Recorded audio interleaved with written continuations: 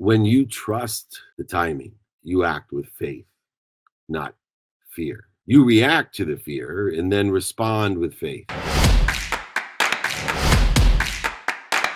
We are here today to talk about identity and purpose. Why alignment with identity and purpose changes everything.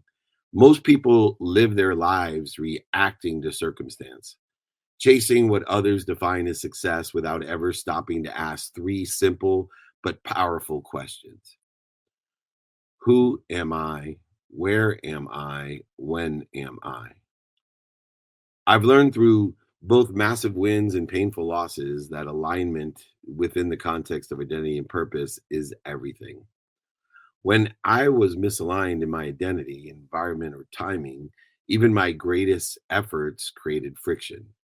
But when I found clarity around who I was, became honest about where I was, and respected when I was, everything changed.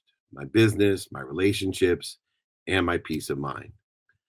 This training, which I am happy to send you today, the outlines, guides, and exercises, and even my book, just email me, David at dmeltzer.com, David at dmeltzer.com, if you'd like to have this training, which is designed to walk you through these three dimensions, plus one more essential layer, why you are, your purpose. Applying that why to an identity aligned with where you want to be or better, with a meaning of the past that doesn't cast a shadow over your self-image, your identity. If you're willing to pause, reflect, and realign, you'll walk away with a new sense of direction, not one based on hustle or noise, but grounded in clarity and confidence. And most importantly, as Napoleon Hill teaches, the purpose, the definite purpose, the intention of what you do, what you say, what you think, what you feel, and what you believe. Now, let's begin with this identity and purpose training with lesson number one, which is who I am. When you are unclear about your identity, you live by default. You become a drifter, not a designer, not a co-creator, a commander. Success without self-awareness is an unsustainable and an unfulfilling divine direction. So many executives that I help are chasing. They're chasing what they think they want. They're chasing the promotions, the money, the houses, the pony in the backyard, only to create more and more interference between I am and who I am, which creates too much interference, which creates a lack of energy, which they define as burnout. They never pause. They never look to define what truly matters to them, and looking at the non-negotiable behaviors and identifying what's important to just the human experience that's indicated by the human experience itself of what's most important. God tells us what's most important by telling us if you don't breathe, you die. If you don't eat, you die. If you don't drink, you die. If you don't sleep, you die. If you don't move, you die. So if you're curious what non-negotiables to start with, I would start with the non-negotiables that are aligned with the human experience to keep your heart beating, knowing that the human experience is defined by the time the heart starts till the time it stops. And most people don't pause to identify their non-negotiables of that health with sleep, breathing, eating, drinking, and movement.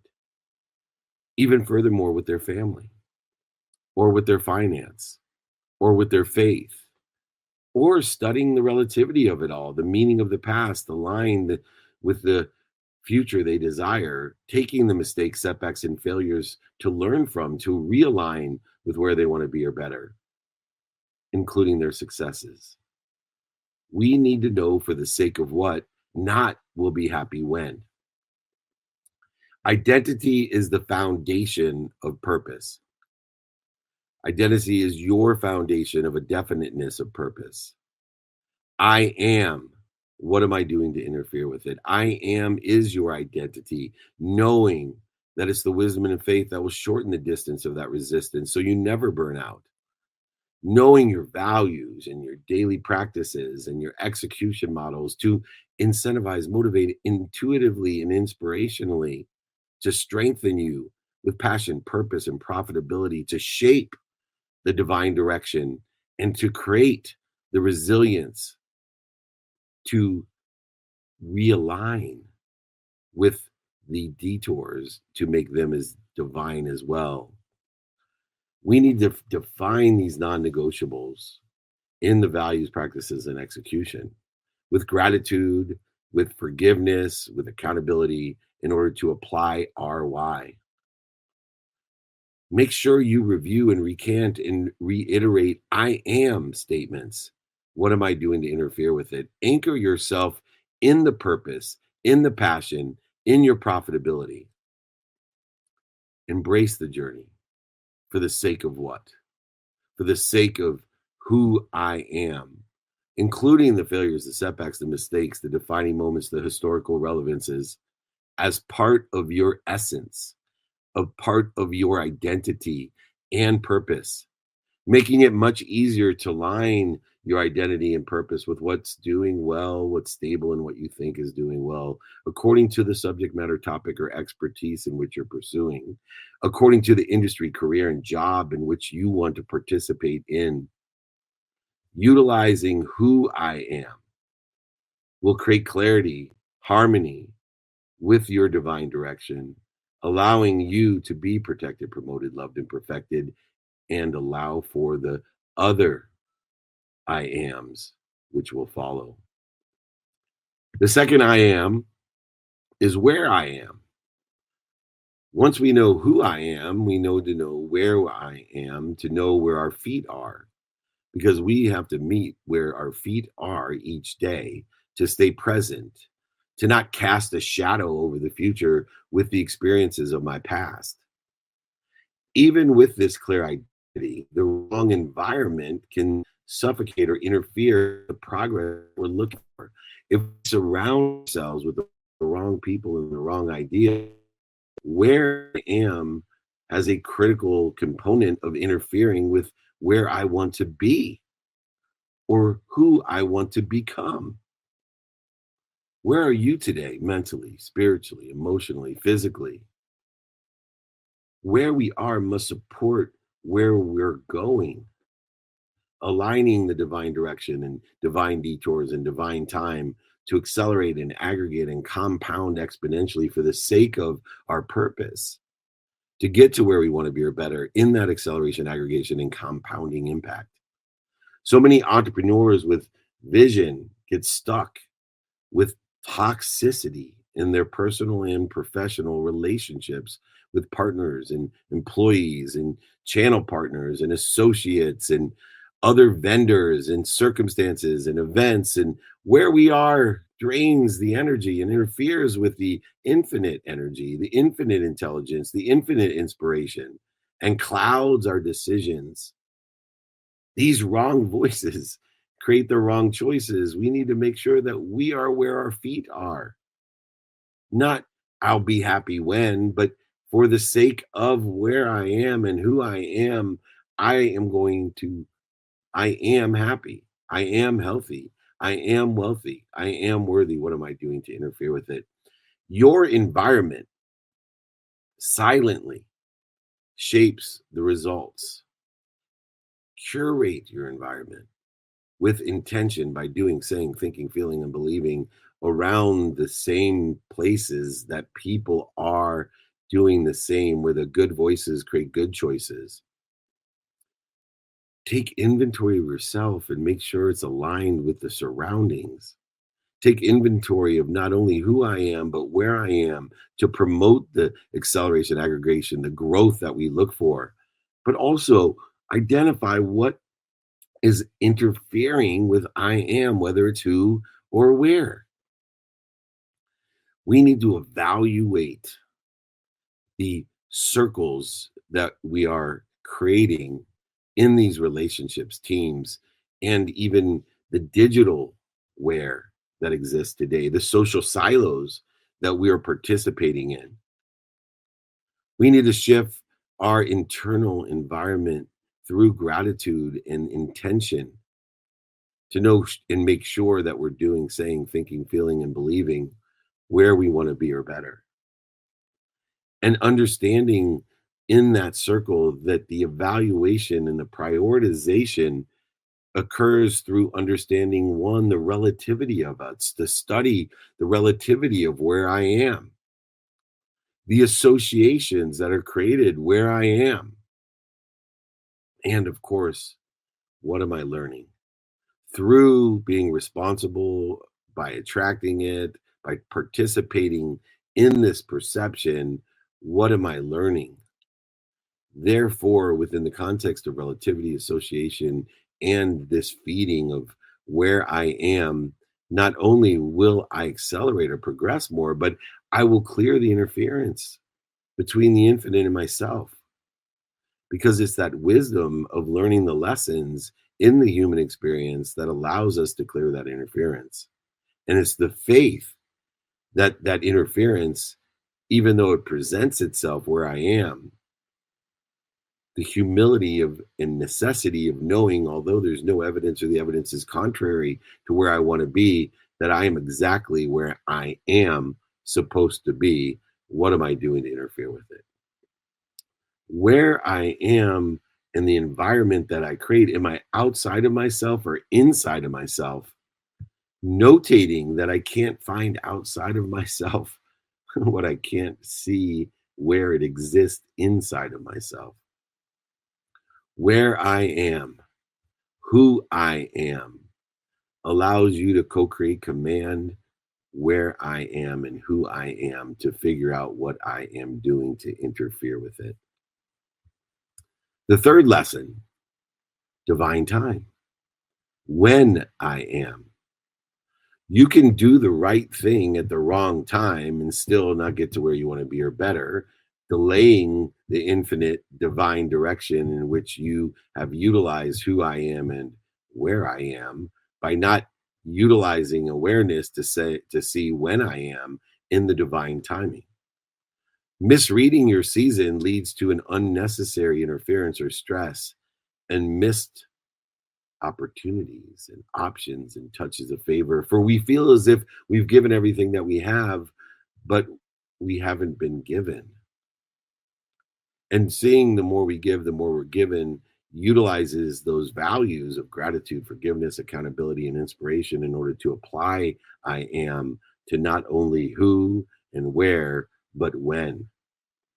Divine time is one of the most difficult things in entrepreneurship because 90% of the time of the when is spent with all the effort we have. 90% of the time that it takes to get to where we want to be or better only gets us to 25% of the way there. Even though it only leaves 10% of the time that it's going to take, most people quit before they get to 25% of the way there. And another 99% of the 1% that remains quit before they get to 50% of the way there. And then there's only about 5% of the time that it's going to take, but yet another 99%.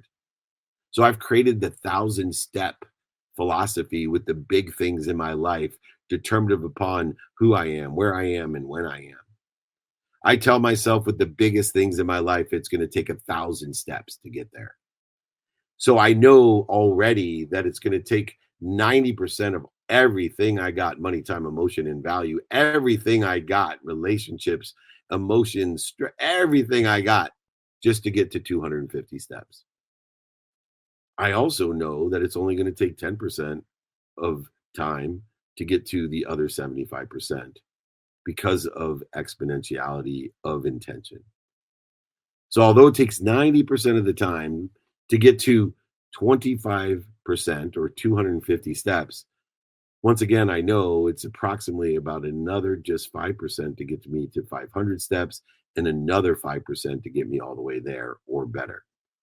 So many times we misread the seasons, the steps, the highs, the lows, the slippery, the dirty, the 2 steps back, the 3 steps forward. That creates unnecessary resistance to the distance of 1,000 steps. If anybody would like that document of 1,000 steps, I'd be happy to send it with the exercises and guides of this training, identity and purpose training. David at dmeltzer.com. David at dmeltzer.com. So many companies that I'm working with launch major initiatives during a personal crisis or a financial drought when the timing, the when I am simply wasn't aligned. They've created more resistance in a situation without resolving the I am of who and where before they get into the when. Greatness, potential isn't rushed. When you trust the timing, you act with faith, not fear. You react to the fear and then respond with faith. You react to the fear with the need to be right, offended, separate, inferior, superior, anxious, frustrated, angry, guilty, resentful, worried or anxious or overwhelmed. But then you respond with faith that I'm exactly where I am, who I am, and when I am. We need to take the time to take inventory to identify the current season, whether it's the plowing, the seeding, the watering, or the harvest. We need to plant to build, grow to learn, and harvest to execute. Using some sort of timing practice to understand what's urgent versus what's important, to know your what, who, how, to determine your now, to prioritize your now so that you can apply your why. We need to have the divine patience of divine time to know the plowing, the seeding, the watering, and the harvesting. Make sure we take purposeful intention to align with our identification. Take aligned action, words, thoughts, beliefs, feelings. Don't have to force it or resist it, go over it, under it, through it, around it, or logic it, or analyze it. Just stop and drop and flow with it in the divine direction, in the divine detours, with divine time. The fourth lesson is integration of the harmony of who, where, and when. True success doesn't come from grinding and balance. It comes from alignment and harmony. When identity, environment, and timing are in harmony, flow shortens the distance of resistance and replaces force. So many businesses are looking to pivot and succeed, not just because of a smart idea, but because the founder was ready to harmonize the who in the right space, the where, and waited for the perfect moment when. So many companies I work with are just early. Some are late. Alignment and harmony accelerates, aggregates, and compounds the progress in pursuit of the potential. Misalignment multiplies resistance. Answer these questions in harmony, not balance. Answer these questions with brutal honesty. Be annoying to yourself, repetitive and honest, of asking, who am I? Where am I? When am I? And what am I doing to interfere with it? Use these answers to create personal harmony and a guidepost into the divine direction, detours, and time. Integrate what we learn from the inventory that we take of self, knowing we can't find outside of us what we can't see inside of us. The harmony of who, where, and when is essential in the alignment of where and who and how we want to become. The final lesson of understanding who I am, where I am, when I am, and the harmony of who, where, and when is to apply our why for the sake of what? Why I am. What am I doing to interfere with it? Napoleon Hill talks about definiteness of purpose and talks about the drifters that have no purpose and just move with the wind with no divine direction cannot handle the detours as divine, and certainly don't allow for divine time. Purpose is actually the thoughts about the purpose, are the energy behind everything that we do, because it is the purpose that clears the interference with the wisdom and the faith of the infinite energy in which we're part and parcel to allow ourselves to collaborate, coordinate, and command. Without a clear why, even the best strategy feels empty. Your reason drives your resilience. Your reason drives your resilience. It is this idea of learning to love what we don't like or love about what we love that drives the why I am. You see, so many times we get confused with our why because there's things we don't like or love about what we love.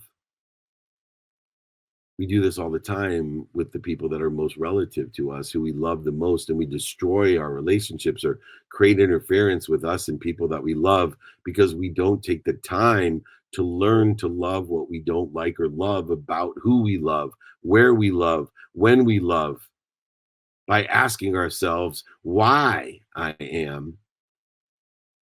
Because without a clear why, for the sake of what, even the best relationships, even the best strategies, even the best places, even the best events, all the best of life just feels empty. Your purpose and your thoughts about your purpose provide you the drive that allows you to be consistent and persistent in the pursuit of your potential. So many founders of businesses that I work with raise millions of dollars to build a business, a service, a product, a solution, or a brand, but lose to the interference, creating lack of motivation and inspiration, intuition, intelligence, and energy. Because instead of pursuing their potential, they were chasing validation of I am, without their deeper purpose, without their definiteness of potential, without their definiteness of alignment with the divine direction, the divine detours, and the divine time. Stop chasing validation. Ask yourself, why does it matter what I think they think? Because you don't know what they think, because you barely know what you think. Because most of what you think is unconscious and subconscious to you. So in the conscious, you don't even know what you think. And now you're somehow powerful enough to know or think what they think. You're just creating interference between you and I am. We need to apply our why every single day. This idea of understanding that we have to ask not for validation of I'll be happy when, or they should think of this and that of me, or they think of this and that of me.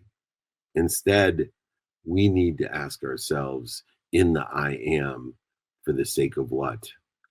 We need to learn to love what we don't like or love about what we love, what we do, the activities that we get paid for or unpaid for, sleep, or our families, or whatever activities it is that you seek or chase validation from. Instead, ask ourselves the best strategy to not feel empty and feel resistance, but be inspired and energetic, is to ask ourselves, for the sake of what? Your why is not found. It's remembered, recollected, and reunited, and remembered with a source to make you a greater resource, one in which is infinite in its energy and its intelligence and its intuition and its time. It's rooted in service and legacy, and the impact that you want to have on others is exponential and infinite in its nature as well. Your why isn't found, it's remembered, recollected, and reminded to apply your why in why I am, for the sake of why I am and what I am and where I am and when I am, and integrating a harmony with the application of the why, the inspiration and intuition, intelligence, and energy that it provides unlimited amounts of, that you're interfering with. Why I am provides me so much of everything, more than enough of everything. Remember, remind, and recollect. Reflect on the moments that made you feel the most fulfilled in the flow. What were you doing? Who were you helping? When were you doing it? And how did you apply your why for the sake of what am I? Who am I? Where am I doing this? Ask yourself, if everything I have was taken away, what would I still fight for? For the sake of what would I continue to do that? Because I have experienced that. Everything was taken away. And then for the sake of my non negotiables, my health, of what God tells me is most important, what I breathe and eat and drink and sleep and move. And then my family, then my finance and faith, and the study of it all in harmony of integration with the study of relativity and time in order to effectuate the divine. Don't be afraid to create legacy statements of I am. What am I doing to interfere with it? Whether it's where I am, when I am, who I am, or why I am, what am I doing to interfere with it? We need to know our identity. We don't need to validate it. We need to apply our why to our identity. We don't have to validate it. We have thoughts about our purpose by utilizing for the sake of what we don't have to seek. We'll be happy when, where, who, or why. This alignment, this harmony changes everything. Know who I am, know where I am, know when I am. Integrate them, the who, the where, and the when, so we can apply why I am and figure out what we're doing to interfere with it. We need to live aligned with identity and purpose. The thoughts about our purpose are our purpose, and it leads to the intentionality that Napoleon Hill talks about, a definiteness of purpose. Stop drifting, especially when things become challenging. Guess where drifting takes you? To more challenging, to more what you don't want, what's missing, what you don't have. The most powerful people in the world aren't the ones doing the most. They're the ones who move with harmonized purpose. They do say think, feel, and believe, align with the divine direction. They're aligned with the divine when the detours come to indicate where to be or better. They're aligned with divine time because they've aligned who they are, where they are, when they are, and integrate in harmony so they can apply why they are. We don't need to wait for permission, perfection, or the right moment to start living intentionally with identity and purpose. We just need to answer four simple questions: harmony of honesty and action. Who am I and what am I doing to interfere with it? Where am I and what am I doing to interfere with it? When am I and what am I doing to interfere with it? Why am I and what am I doing to interfere with it? When your identity matches your environment, when your timing supports your objectives and divine direction, when your purpose and thoughts about your purpose fuel your activities, your actions in that divine direction, creating divine detours and allowing for divine time, we don't just create success, we create fulfillment, passion, purpose, and profitability. We become a beacon of light, liberating not only the light within us, but the light within others with clarity of a unified, abundant, infinite source in a world others perceive of chaos. We have clarity and harmony and focus and purpose and identity. And when we can learn to love what we don't like or love about what we love, and we do that every single day without quitting, utilizing the 1,000 steps to pursue your potential, your greatness, your best self, not what's missing, not what you don't have, not what other people want or think, but what you want and think of what, where, when, and how you want to be there. Life will tell you all its secrets. It'll be easy. It'll allow you to identify I am and what is the dis-easy that I'm creating. And when, how, and who, and why we do that, that's when our lives get truly exciting.